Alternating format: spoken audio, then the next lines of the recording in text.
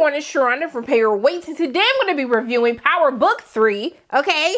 Raising Kanan, Episode 4, Don't Sleep. I know what y'all thinking. Beach, where the hell you been? We ain't seen you since Episode 1. I know, I apologize, okay? I had a lot going on, but I'm back now. I am caught up, so let's go ahead and talk about this week's episode. So, yeah, I'm scared of Unique, okay? I don't want to be friends with Unique because if this is what he doing to, like, his day ones, like, I don't even want to be associated with you. So the episode opens up, he's chasing Trey, essentially because he was like, he blames him for what happened. He blames him for what happened last week. At the end of the day, Trey is clearly addicted to crack, or he was smoking, when the police came and busted him. And so essentially he was just like, obviously you had to be the one that snitched, and even if not, you was out here getting high on my time while you supposed to be protecting my stuff, okay? But you high and my stuff gone, and Dean had cut me off. So like, we gotta put this blame on somebody, and it seems like it's gonna be you, baby. But when they were basically torturing him and they said open his ear up so he can hear me, I was like, y'all, this is a lot. This was a lot for me. And I was trying to eat my breakfast, trying to mind my own business. And then y'all sitting there doing this to people's ears. Like, it just really disturbed my spirit. It disrupted my spirit. On the insides, I was bothered. Like, my ear hurts, like, still thinking about what they did to him. And so we see in the narration of Kanan that this is one of his day ones. They grew up on the same floor. They have been, like, friends since the beginning. And so this is really to let us know, like, how bad it hurt him. And we see Trey basically say, like, hey, man, like, I love you. I would never do that to you. And then he basically ends up shooting him. And he was like, I love you, too. And I was like, sir, I don't think that's the reaction that I see someone giving when they say they love me. I don't think they're going to kill me. Like, you like, kill, dead. I love you, too, man. I just didn't think that that was the right response. But you can tell that this really choked him up. This really hurt him. And we see that it seems like the men are starting to doubt him. But he had to kill him because this is how, it's kind of what he was telling Rock when he was like, I can't let things go unanswered. I can't let disrespect go unanswered. I can't let people not be doing their jobs, get away with these things. It's not about emotions. It's not about how I feel. It's about what needs to be done to make sure that I'm still commanding the respect that I deserve. And so you understand why he did what he did, but it still doesn't make it sting any less. You see that he's beat up about this. And then we see the men are starting to doubt him with his decision. You know, Dean, who is their supplier, both Unique and Rock's supplier, he says, like, hey, man, like, the block is hot with you. I gotta go ahead. Ain't no beef, but you gotta get your house in order. And so he cuts him off. And so they don't have that much product. And so essentially he tells them he has to stretch out the product that they have. So they have to cut it even more. And so they're worried about it because they're like, hey, we can do that, but how are we going to make sure if people are getting weak product? How are we going to make sure people are coming back? And he was like, oh, we're going to put that new on them when they come back. But for now, we have to do what we got to do. So you can tell that his men are losing faith in him and they don't really want to carry out this plan.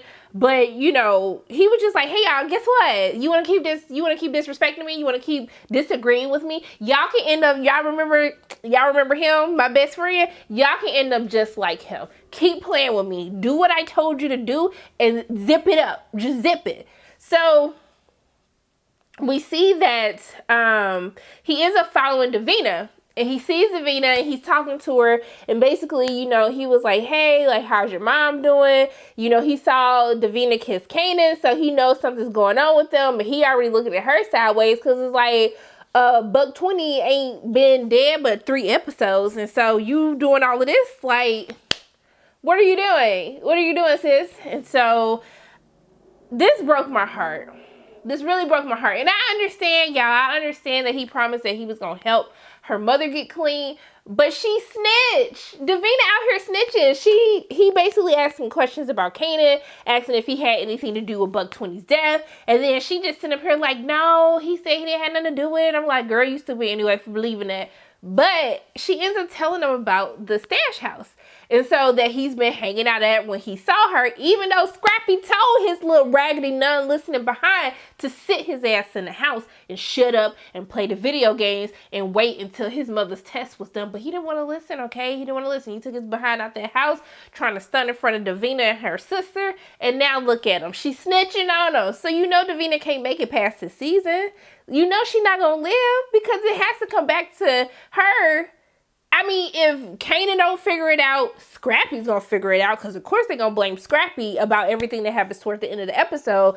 Because, you know, who's to say that somebody didn't tell him to be sick that day? So they can go to steal from the stash house. We still don't know if Scrappy 100. But all roads are still going to lead back to Davina. So I was just like, girl, you just gave it up that easily. I'm just so confused. And so, you know, I'll get to that part after the fact, but we do have to talk about, let's talk about Jukebox, actually. So, Jukebox and this girl that she's dating, this white girl that she's dating, clearly no one but Rock is going to, Rock or Kanan, you know, the history of power, we will always have our black people with non-black people, because for some reason in the power universe, we don't date our own.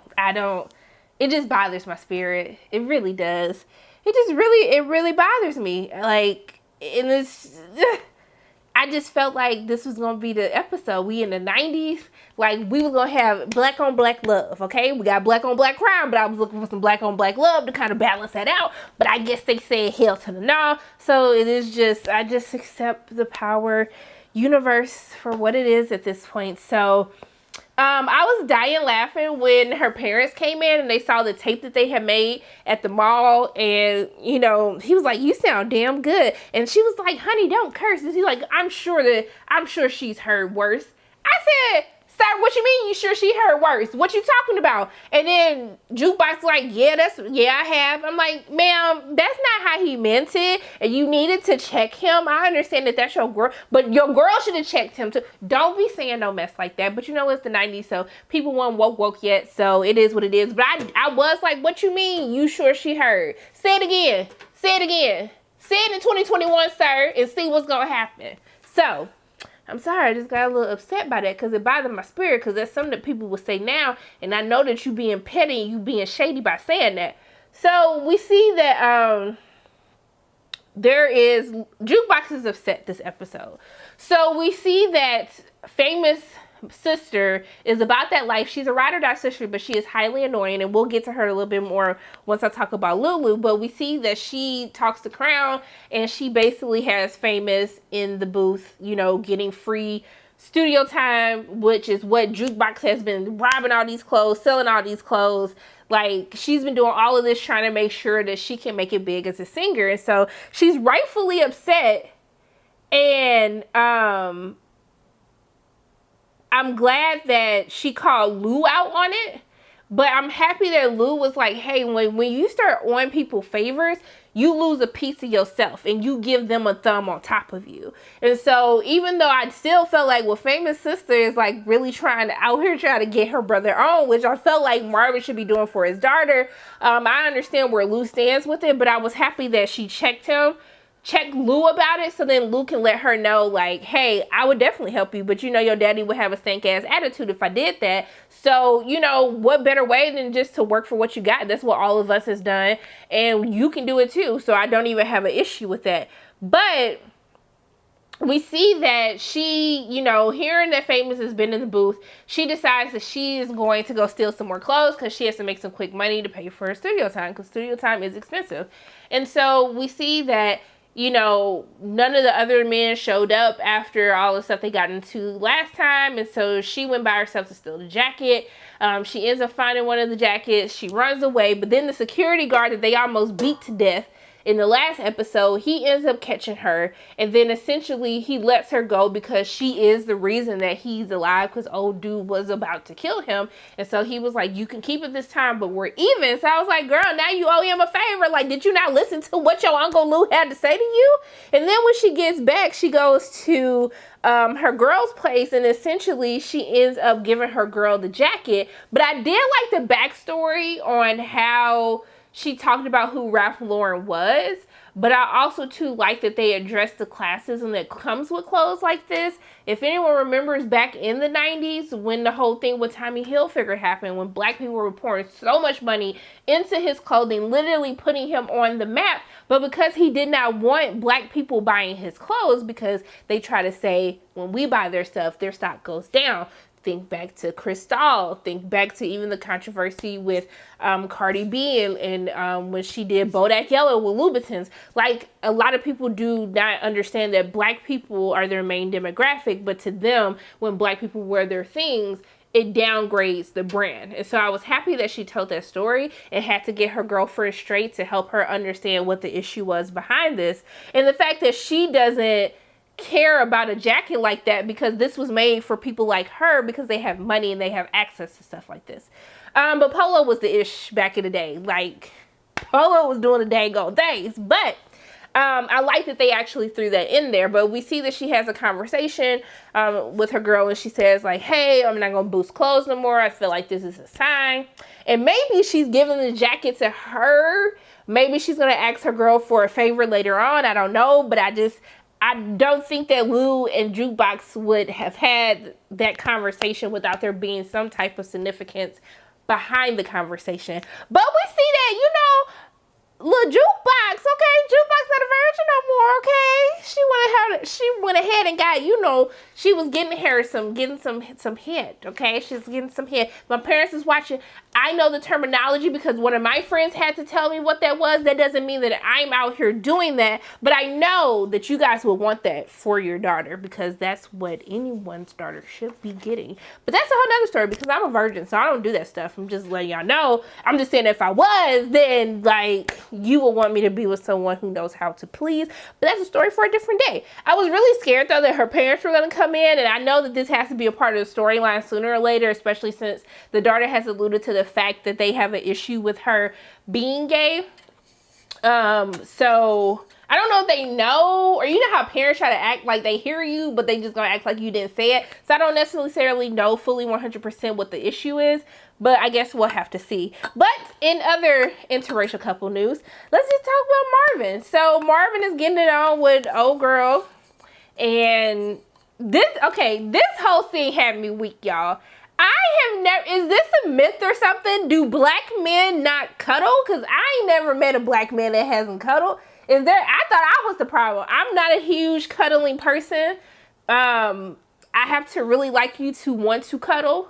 Like, I cannot cuddle with just no random person. I'll be like, do not touch me. But once again, if my parents are watching, I can cuddle. I can cuddle. Just because I'm cuddling doesn't mean that I was doing something before we got to the cuddling. So it's okay. I'm not going to put a disclaimer for that. But when he said, what are you doing? And he was like, what black man were you talking to before that you like think that we cuddle? I was just like, Marvin, you done did all this stuff to get this girl's attention, and you mean to tell me you don't cuddle? Have this make sense for me. The way that he got so upset, I was weak. I was like, yo, this dude is not this upset over her trying to cuddle him. And he started like just tripping. But he had a point though. He gave her the bulldog, right? Or whatever the dog, pit bull, but whatever it is. Y'all know it's a dog, okay? We'll just say it's a dog because I don't want to hear nobody in the comment section. But when she was like, oh yeah, I forgot to feed him, we ran out of food. I was like, so you just let the dog not eat for a whole day? I was confused by it. I was really confused by that, and I can understand how he got upset, which shows how loyal Marvin is, because, baby, when he said, I'm taking the dog with me, and she was like, it's a gift, you can't just leave it, and then he was like, well, I gave you some dick, you don't see me leaving my dick around. I said, sir, I am done. Marvin is too much for me, but Marvin is one of my secret faves because he just on level 1000 every single time, every minute of the day, and I'm totally here for it, so he said, I gave you some dick, you want me to leave it behind too. Whoever wrote that line, y'all did that. Y'all, cheers to that, okay? Why do I have this in this camera? I'm thirsty, y'all. Just bear with me, okay? My throat bothering me. So, let's talk about Famous real quick because his sister is doing the most in my personal opinion. I say she's a ride or die. And, you know, I like that when Lou comes in and he sees her flirting with Crown, I like that when he tries to check her outside, that she lets him know, like, hey, like, nothing's happening between us. But at the end of the day, I know that my brother is talented, and I'm going to get my brother, like, I got work to do too. I'm trying to make it too. Like, everything that I said about you, I believe that. But, like, you got to respect that I'm trying to make sure that our family is taken care of as well. And I could do nothing but respect her on that. I think she's doing a bit much, but I really appreciated her actually standing her ground. And I really like Lulu. It's just something about him that does it for me. I like him. I don't like how he reacted to that situation, but I like Lulu. I really like him. We see that Rock is trying to get this landlord to evict these people out of their house so she can get an apartment stacked on top of each other. I was like, Rock, I understand you giving them some moving money, but I was like, girl, you just gonna get people evicted doing what, like, just because you needed to get something done? I was highly confused about this. But we got to talk about Kanan, because Kanan still got issues with Rock's man, Symphony, which I understand. Like, I remember when my mom started dating my stepdad after my dad, a couple years after my dad passed away, I was like, who is this fool? Like, who was you? Who was you? If my stepdaddy watching this, I mean, you know that I didn't like you at first, but I love you now, daddy. Like, I call you daddy. Like, we good now. But when you first came up in this house, I was definitely looking like, I wish you would. Like, who are you? Who do you think you are walking all up and through my mama stuff, okay? So I felt him when he was checking him, and he was pissed that she brought him to dinner, especially because this was the night that he typically cooks for her. And so when Symphony is trying so hard to impress him, and he says like, hey man, I'm sorry, like, I apologize for taking her out. I didn't realize it, that this is the night you cook, but I promise it won't happen again. And he was like, no, it's good. Cause she knew. I said, ooh, she did. She knew, Kanan. She knew. And I ain't even mad at you. But we see that his grades ended up slipping, and they had that agreement that if it did, she was going to stop showing him the game because his school always comes first. And so basically she takes him off the stash house and to make sure he goes to this class on Saturday so he can learn more, so he can do a little bit better in school. But we see that when she drops him off to the school, I didn't know that it was Symphony. I didn't know Symphony was teaching the class. My man's walked up in that class like, is this dude again? And then Symphony looked like, you okay? And I'm like, he's already not okay given the things that just transpired before he got to your class. But the fact that his mama neglected to tell him that this was her man's class, I would be like, bruh, you are pushing this way too hard on me. And so we saw that she tried to have a conversation with him before he went into the class to figure out that it was Symphony's class. But, you know, she was just like, just give him a chance. Like, I know it's been me and you. And I do feel like Rock does not have to explain anything to her child. However, I do feel as though parents need to start having conversations, because, like, while it's not a child's business what you do and who you decide to bring around, but you still gotta, like, get your children on top of that. And now that I think about it, I don't think my mama had no conversation with me like, hey, this new dude finna be up in the house. I don't even feel like she had a conversation with me about that. And I'm going to have a discussion with her about that later, now that I'm sitting here thinking about it. But I do feel as though it's something that you need to ease your kids into, because I just felt like her and Symphony was just doing the absolute most. So I would be annoyed if I was Kanan. But let's go ahead and talk about all the stuff that actually did end up going down in this episode. Okay. So Unique and them, they find a stash house. And essentially he sends people to go rob them to take their product and stuff, like, as retaliation, because to him, he thinks that Rock had something to do with this. So essentially, Marvin done behind, he ends up leaving Kanan there for 20 minutes to finish getting everything together, because Scrappy, who typically watches the stash house, he was sick. He said he'd been on the toilet all day, so just let him do him for the day. So when Marv leaves, they bust in and they're holding Rock's kid, Kanan, at gunpoint. And essentially, Marvin comes back. He ends up ramming his car into the van as they're trying to steal the stuff. Which I was like, you didn't want to just get out and just shoot them while their backs were turned. I was just really confused by that, like, whole thought process. And even afterwards, you're still, like, shooting through the glass. I was like, baby, you didn't want to get out the car? Nor did you want to chase them after they drove away? Like, I was just confused how the other dude survived all of this. But it is what it is. more importantly, when he goes into the house to try to figure out what happened to Kanan, he ends up seeing Unique's brother, and he ends up killing Unique's brother, which is going to be like a whole other thing that's going to happen now. And essentially, the dude falls on top of Kanan. Kanan looking all shook, got blood all over him from Marvel shooting him. And then he ended up throwing up. Marv tell him to go home, change, and don't say nothing. Because he was like, well, man, you should just let him kill me, because my mama sure as hell gonna kill me when I get home. And I was like, she sure is. But what your little dumb dodo behind did, why would you leave? She literally made a comment at dinner talking about how your raggedy behind don't do your own laundry. You gonna take the bloody shirt and put the bloody shirt under your bed? I would at least put it under the mattress, because I don't know what mama just be looking under mattresses and stuff.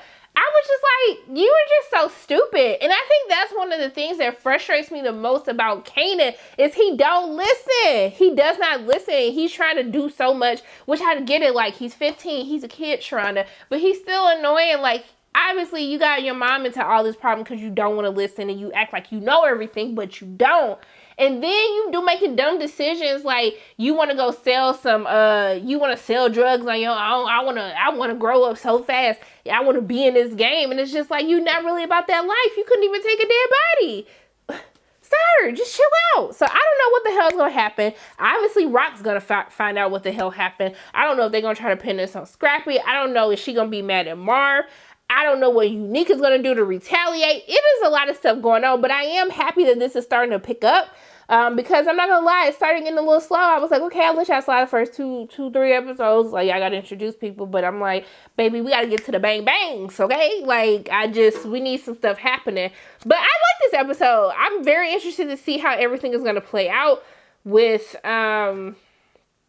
this like war that they basically started, that at the beginning of the season, everyone said, we don't know how we're going to be able to, we don't have enough manpower for a war, but obviously Rock and Unique, they're in a war now, so I need to see how all of this plays out. But I like this episode. This was a good episode to come back to and do a review for you guys. But yeah, like, I think the performances are great. I want to know what the hell is going to happen with Davina. I want to know what Kanan's going to do when he finds out about Davina, because I sure as hell know what Rock going to do if she finds out about Davina being the one to snitch.